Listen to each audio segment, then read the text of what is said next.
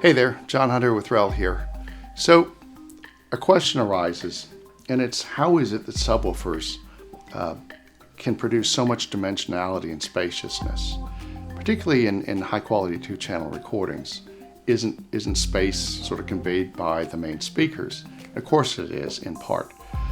The simple answer is this: space, the amount of time the ear-brain mechanism requires to decode larger distances, happens as a function of bass. And it's because the spaces themselves are tuned, if you will, to very, very long wavelengths, and that means very deep bass.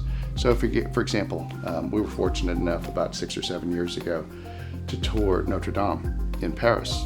And just walking into that space, first of all, it's just a little awe-inspiring. It just is. If you haven't been there, once it's opened back up to the public, you have to go. You walk in, and with your eyes closed, you can tell you're walking into a vast physical space. Why? Because the ear brain is decoding just the sound of natural footsteps. You know, your boots on the ground send out a little mini concussion wave, and it takes a certain amount of time to hit the ceiling, the walls, those beautiful stained glass windows, and return to your ears. That time is your brain going, oh, wow, that was like 1.2 seconds. This is a really, really big space I'm in, right? Deep bass produces extremely long wavelengths. I forget the exact number, but I believe a 32 hertz note is somewhere in the 46-foot range, right? That's roughly 15 meters.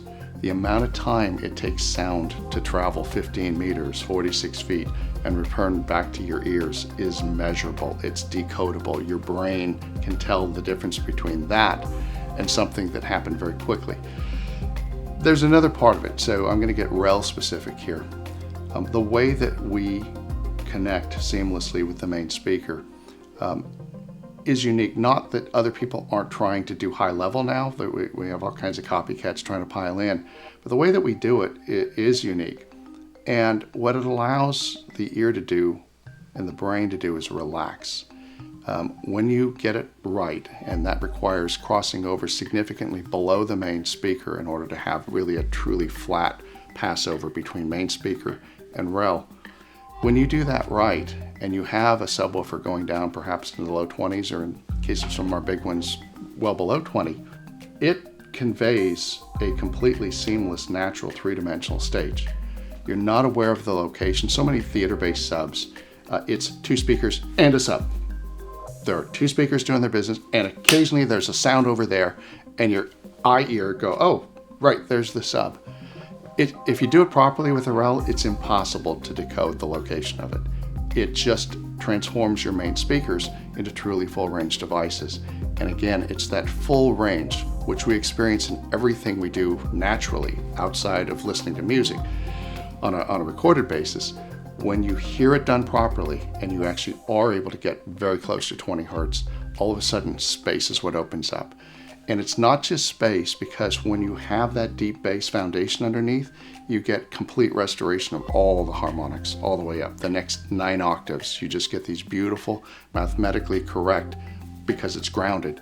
You get this beautiful set of rising harmonics that just restore to the way your ear brain knows it happens in real life, but can't when the speaker is truncated.